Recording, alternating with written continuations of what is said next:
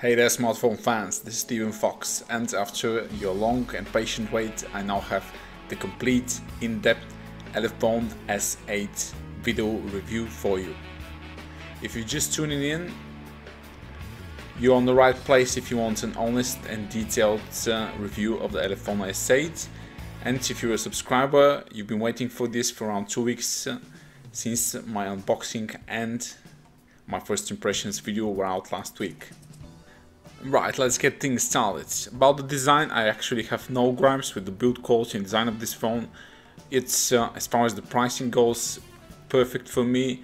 It may not be glass or metal on the back, but the plastic is actually very good looking and it's much tougher than glass or metal. So this phone definitely worth it when it comes to build quality, but there is no headphone jack on it, sorry for that. You have to stick with Bluetooth headphones, but as you can see, the phone is definitely not that big, and I did drop it on my marble floor and it just got a quick knock at it. And it's a very tough phone considering this display, and the display itself is gorgeous thanks to the Helio X25 and all the added features like clear motion video and chameleon display. This is the best display you can get on a phone, maybe even around $350–400. Absolutely mesmerizing 2K IPS display made by Sharp. Colors are very accurate and lifelike, there's plenty of saturation, the blacks are very deep. You can almost mistake this for an AMOLED panel, but I definitely think it's better than cheap AMOLED panels. Any color, anything you on this display looks absolutely amazing, and it doesn't have even has great sunlight visibility. Whether you're watching a movie, playing a clip from YouTube, or just browsing through your social apps, this is an amazing display experience with practically no borders on every side, just like close to 1 millimeter thick plastic, so that you don't grab it by the sides. And yes, this does support all the sensors and 360 videos, and VR works great on these devices. It does have a special clear motion technology to reduce blur when using VR. So this is a great VR phone as well with the 2K display. It's actually meant to be used for VR.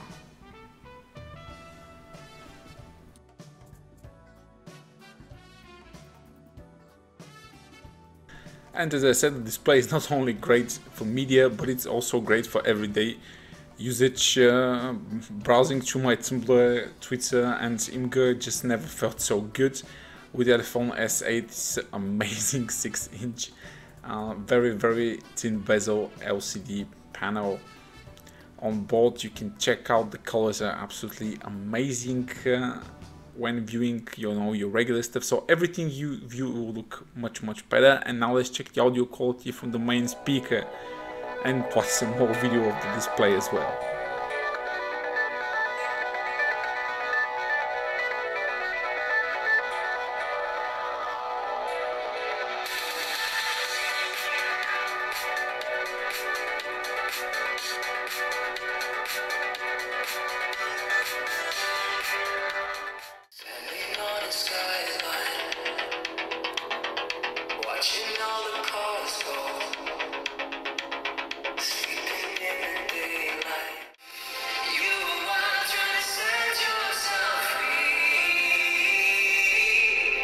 Now let's talk about the software experience. This is running Android 7.1.1 with the July security patch, and this is stock Android. There's no bloatware on this phone. It does have an app drawer unlike other Chinese devices, and the experience is as much mainstream as you can get, almost the same as you find in a Google Pixel or OnePlus 5. Very basic, nothing to slow this phone down, very clean, breezy and fast user interface experience with the right type of customizations you can add, of course. And this phone has also plenty of features embedded in it, thanks to, first of all, the Helio X25, which is a flagship chip. It does support voice over LTE or VoLTE, has more bands supported. It does have also a reading mode which turns the display into a very nice book reader. It basically disables the blue light. It's a blue light filter, you get screen recording as well. And here are all the specs. You do here see that this is a Quad HD or 2K display 711. You get the Deca-Core or 10-core Helio X25 is a flagship chip, but that's not just only for performance, it has much more benefits than that. 4 gigs of RAM, 64 gigs of onboard storage. Now this doesn't have an SD card, so you have to make do with that. The IMX220 is an older Sony sensor, but it absolutely delivers on anything, and the front cameras IMX219 is also very capable. This have all the sensors, and here are the 4G band supported, so this phone will work in the United States, Europe and Asia and South America as well. Now on to the technical things and benchmarks. The Antutu score is around 15 to 20% higher than Snapdragon 625 devices and Helio P25, so this is a much better performance you get for the same price. And here's also the Geekbench performance. You see the CPU is massively better than the Snapdragon 625 and especially the Helio P25, which are the dominant phones in this price range. Now this software on the device is not final, I'll talk about that a bit later, but on some benchmarks not all the cores were active, so I did get a lower score, and the storage score on this device is pretty good considering the price points. And what really matters is the real world experience. This phone is super fast and with a very light Android experience, breezes through everyday tasks, and especially with that huge display, it's super comfortable to do split screen multitasking on it, and you absolutely love doing it on the device. It's very comfortable watching a video on YouTube and chatting on the lower window as well, and they can be resized unlike some Chinese devices. So this is a very cool Android experience, and the performance even in dual window mode is excellent. Browsing on one side, watching a video on the other side, or social medias and browsing, everything works just great. There's hardly any slowdowns on this phone, and RAM management is also very good. It even reloads apps very few times. And of course here's some gaming performance. You can check how it runs the latest games, and I can tell that it runs them just fine. Any game I've tried on this device works very good. But there is a small con to that, since this is a very big display with super high resolution. It does strain the chip a little bit, so after a 15-20 minute gaming session the phone starts to get a little bit warm and the chip throttles down a bit, so the performance goes down. So this is more of a media consumption phone than for longer gaming sessions, but I said anything around 15-20 minutes gaming and you'll get very stable frame rate and very good gaming experience. And even especially if you're doing some light 2D game or light 3D game, the phone will not heat up at all, and you can definitely play for an hour and a half without any issues. But you want to know if it's running the latest and best looking Android games? Yes, it can, and it's not no problem. And since most games have the levels spaced out to be no longer than 5-6 minutes, you can definitely get very good gaming experience on the device because it will cool down between levels. Now regarding the charger, this is another benefit of the Helio X25. Since it does have the MediaTek Pump Express technology, the phone's 4000 mAh battery can be charged in around an hour and 40 minutes. And does have also a normal and sports modes in the battery, and you can see the battery temperature and the inside temperature on it as well. I said the thermals are not excellent on this device. If you use it very heavily for around 15-20 minutes, it will get warmer.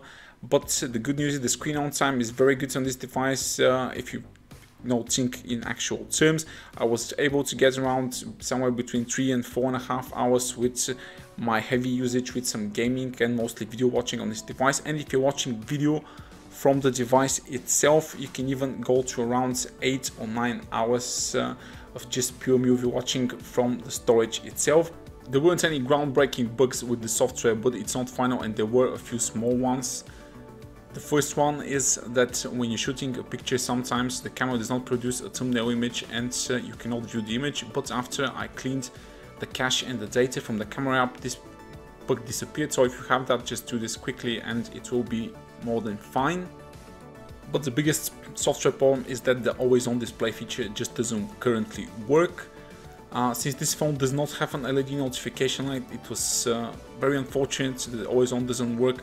But I've contacted Elephone and they're aware of the issues, and it's just a software bug. They will release an update for it to fix these issues very soon. I was hoping to wait for that, but since you guys wanted the review so fast, I decided to go on without it. Now let's get on to the camera experience, and I have to say that this is one of the best cameras you can get on a phone for video and for photos for this price, which is around $240. Most Chinese devices would have stopped there, just having like a really good display and put like shitty dual cameras in there, very poor dual cameras. But here Elephone actually did the smart thing, opted for an older but flagship sensor from Sony and stuck to a one camera sensor, and the results are very good. Whether it's low light or good lighting conditions, this phone's camera performs very admirable considering the price. And you do get the picture-in-picture mode and of course panorama modes as well. This is the MTK stock camera. There is no manual modes in this, there is no manual video controls as well, but you can't argue with the photo quality. Color reproduction and dynamic range on these photos is absolutely amazing. This phone delivers excellent camera experience for the price. Here is some shots that I've taken with it. You can definitely tell this is a very good, very able camera. If this had some sort of manual control on it, or maybe optical stabilization, it would probably be the best camera I can recommend at this price point. But as you can see, even low light shots look very decent on this device. There's plenty of detail because the sensor has plenty of megapixels. The noise is very low, and here is a almost complete darkness shot from my terrace at work, and this is like very low light situation in here. The video quality, this phone can shoot 4K video, and the 4K video looks very good. It's not very shaky, and the microphone, the audio is very good as well. Do check a few samples out.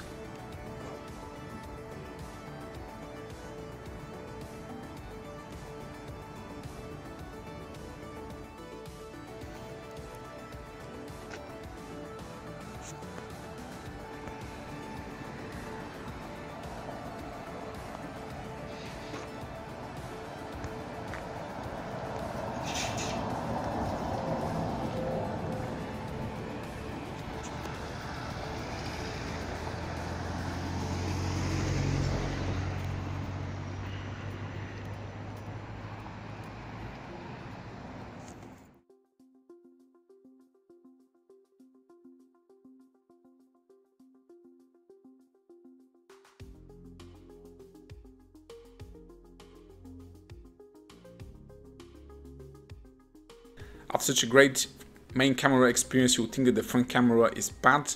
Far from it. The front camera is an excellent front camera at this price. It's an f2.0, again Sony sensor, which delivers great selfies. It's not as wide angled as many of you like. It's a narrow angle sensor, but still this was used in mid-range phones till last year as a main camera, so it's perfect selfie phone at this price. It's an 8 megapixel. It does deliver excellent quality, good dynamic range, and accurate colors. This is definitely what you need when you want to take a selfie with this phone. In any conditions, it will not let you down, and the front camera view is again very good, even in low light conditions. As you can see, it's absolutely fine for vlogging, and the audio is very good as well.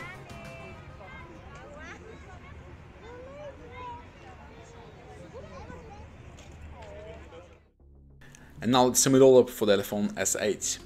It's a very good phone, but it's flawed. It's not perfect. It has amazing display performance, great cameras, very low price, fast charging, and very decent battery life, considering this is the 6-inch Quad HD display here we're talking about. The only cons I can think of is that the chip does throttle a little bit if you're doing very heavy gaming for more than 15-20 minutes. The software has some few bugs to iron out. There is no headphone jack and there is no NFC, but I definitely recommend this phone as one of the best phones to buy at this price range, especially if you're looking for a big display. This has been Steven Fox. Thank you for watching my video. Subscribe to my channel and share the video to your friends.